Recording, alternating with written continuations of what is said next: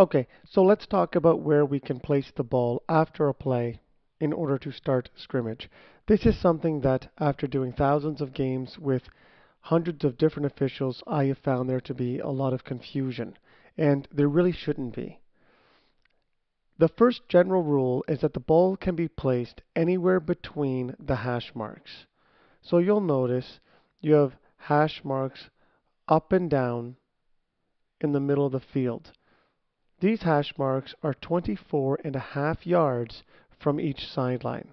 So 24.5 yards from each sideline signifies the hash marks. This means that play can start when you're in the middle of the field anywhere in between these hash marks. Play cannot start outside of these hash marks. So if the play continues and the player is tagged close to the sideline, you must start the play at the closest part in between the hash marks. So if play was to end, for example, out at this sideline, then what would happen is you would move parallel to the closest hash mark and literally restart the next play at that spot. Again, in between the hash marks. Now this can get confusing, so let me explain why I think some people get confused. What I often see is people either placing the ball on one hash mark, in the middle of the field, or on the other hash mark. This is not correct. Where the ball should start is literally where the ball last stopped, or where the tag was, if that tag occurred in between the hash marks. If it occurred outside the hash marks, then you would move it to the hash mark. So let's go through a series of plays in the middle of the field. So first, let's say we start in the middle of the field. And then we throw a ball and we're ultimately tagged at this specific location. That specific location will mark where the next play will start. In the next play, if the ball is thrown in this area and then ultimately tag made, then the ball would be placed where that tag was, and that would start the next play. If the next play was thrown to a sideline and the ball was caught and ultimately a tag occurred at that location, you would mark the spot but move the start of play to the closest part of the hash mark. So you would get within that hash mark box. And now if play was to go all the way to the other side of the field and play was to end, again, since you're outside the hash marks, you would then mark your spot but start the next play back into the hash mark.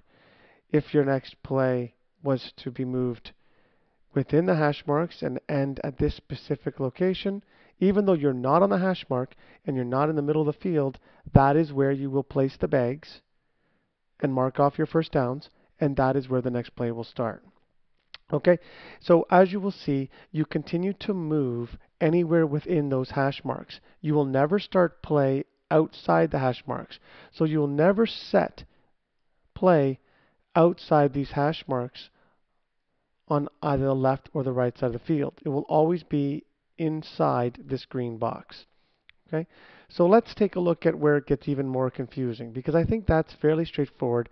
And again, we need to understand that any spot in between these hash marks is where a play can start from scrimmage. How we determine where we're going to start is 100% based on where the play finished. So if the play ever finishes in between the two hash marks, the back ump will go to the exact part of grass that the play ended, stand there, find the mark from the head linesman, and then place the bags for the start of the next play.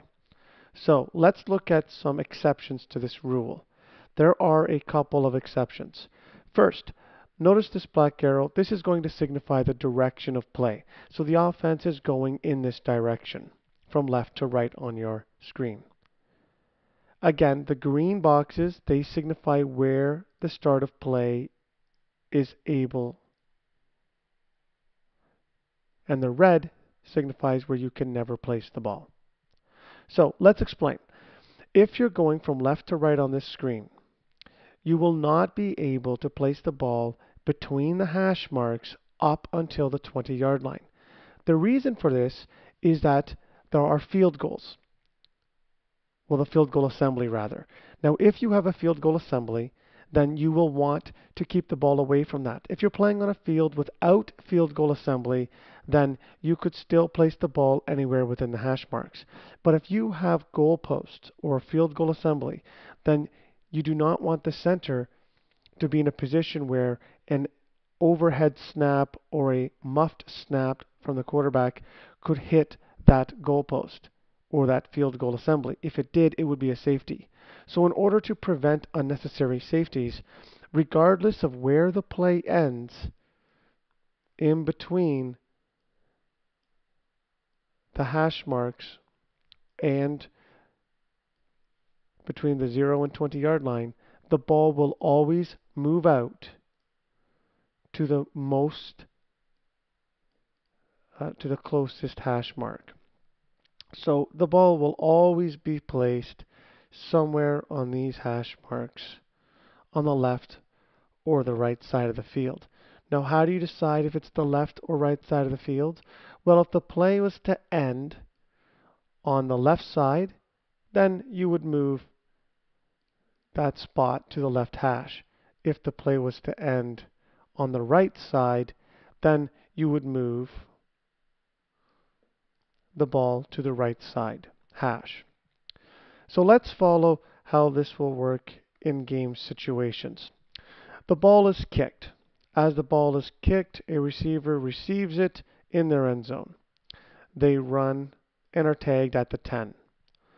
That's where the ball is dead. The start of the next play, however, will be placed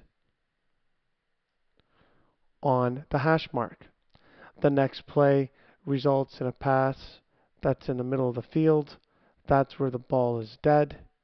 That ball will then be moved, and the start of the next play will be on the closest hash mark. Now let's say the next play goes deep and the play is dead at the sideline. In this particular case, you will move it up to the hash mark to start the next play, and you will start in the closest hash mark. Now the next play goes to the middle of the field, and that's where the ball is dead, and that is precisely where the next play will start. If the ball is thrown again within the hash marks and the play is dead, again, that is precisely where you'll place the bags and where the next play will start. Now, if you make a throw that puts you into this other red box, you will again have to move it onto hash marks. Now, the reason for this is, again, if there are goalposts or a field goal assembly. The reason is that the rushers and the defenders need to have the ability to get at the quarterback. So for this reason, if we are within 5 yards, we will move the ball to either hash mark. Now that is only if we are within 5 yards. So at 5 yards, we will place the ball anywhere between the hashes. But if we are at 4.5 yards to 1 yard, then we will always start the ball on the hashes. Now the last thing that you need to know is that if a play ever ends within 1 yard of the goal line, the ball will always be moved out to the 1. And again, to the closest hash. It cannot start in the middle of the field if you have a goalpost assembly. So by looking at the review of this play, you can see that the initial diagram we started with nicely explains where you can and can't place the ball. You can start from the 0 to the 20 going out only on the hash marks if there are goalpost assemblies, and the spirit of that is so that the center does not snap into the goalpost or so that the quarterback does not back into the goalpost. When you get away from 20, you can place it anywhere between the hash marks, and you should do it precisely where the play ends. Do not put it always on one hash mark or always on the second. Do not put it always in the middle, but instead, wherever the tag was made, that is where the next play starts. In spirit, although the plays are different, the ball itself should always move up the field in the same manner. When you get within the last 5 yards, so from 4.5 yards and in, you will always once again move the ball onto the hash marks. The spirit for this is so that the defense rushers are able to get at the quarterback without having the goalpost assembly in the way. Finally, let's review one last time. Let's assume you catch the ball in the end zone. That is a touchback. The ball will be moved and spotted at the 10. You will ask the quarterback, would you like the left or the right side? They cannot have the middle because of the goalpost. So they decide they want the left. The ball will be placed at the left. They then make a play that goes outside the hash marks when the play is dead. In that particular case, you will move the ball onto the closest hash, getting into the closest part of the green box. The next play will start.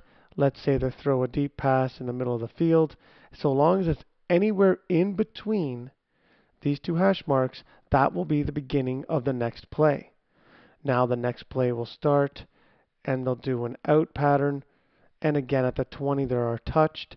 That ball will then be moved to the hash where they'll start again. And now the ball will be thrown, in this particular case, again to the 2-yard line outside the hash. And so what will happen here?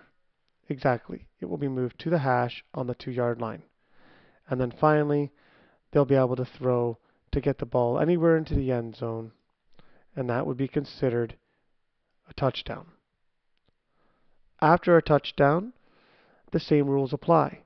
The convert will be placed on the hashes on the left or the right, or or in the center of the field.